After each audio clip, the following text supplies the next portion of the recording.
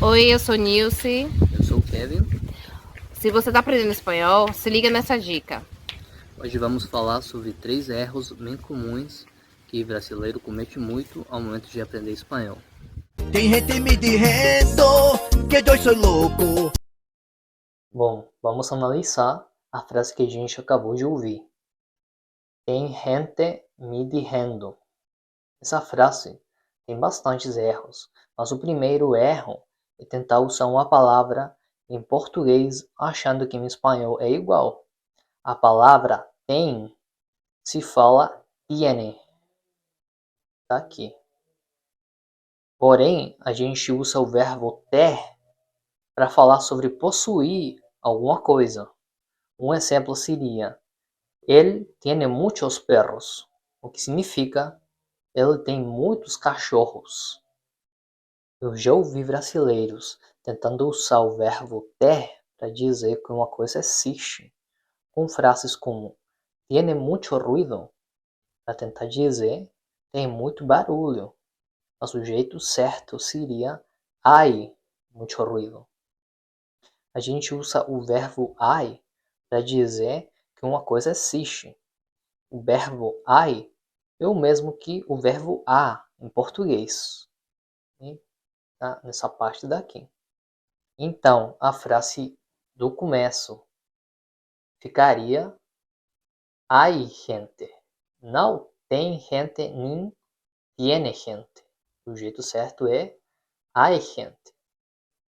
Outro erro que tem na frase é a conjugação do verbo.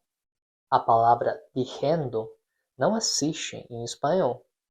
O erro dizendo aparece porque os falantes de português associam o verbo em espanhol decir com a forma do passado dijo e tentam usar a mesma raiz dir para formar outras formas do verbo.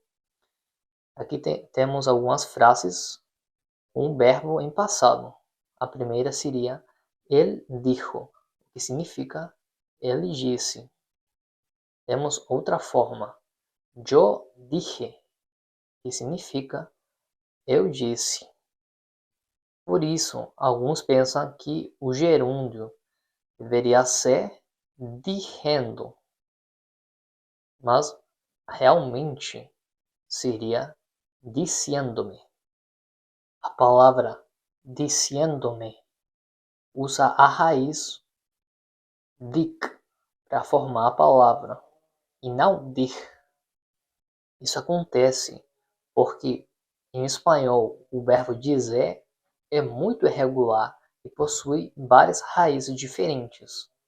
Aqui temos uma lista com diferentes formas do verbo em espanhol e traduzido em português também, e com a raiz que utiliza a palavra.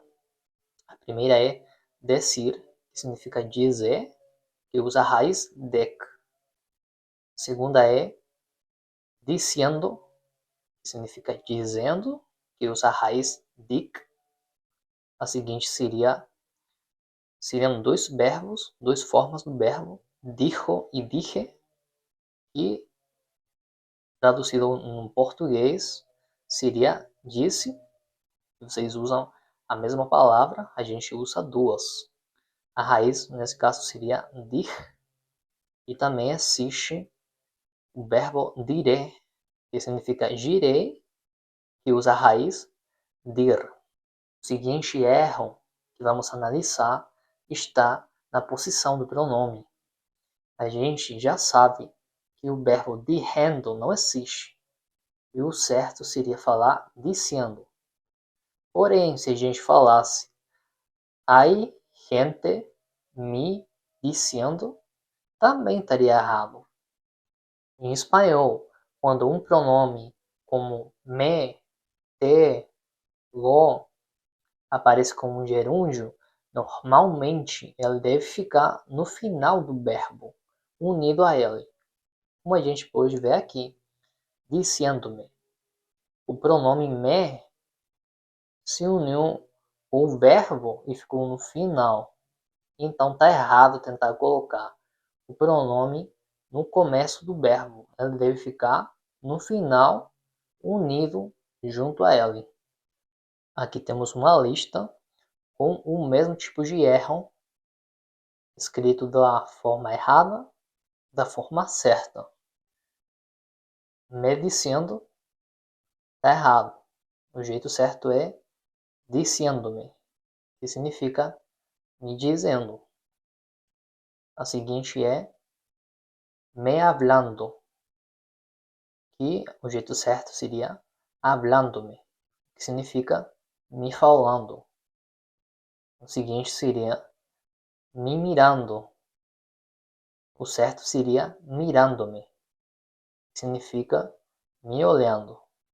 Aí a gente pode ver, como sempre, o pronome me fica no final.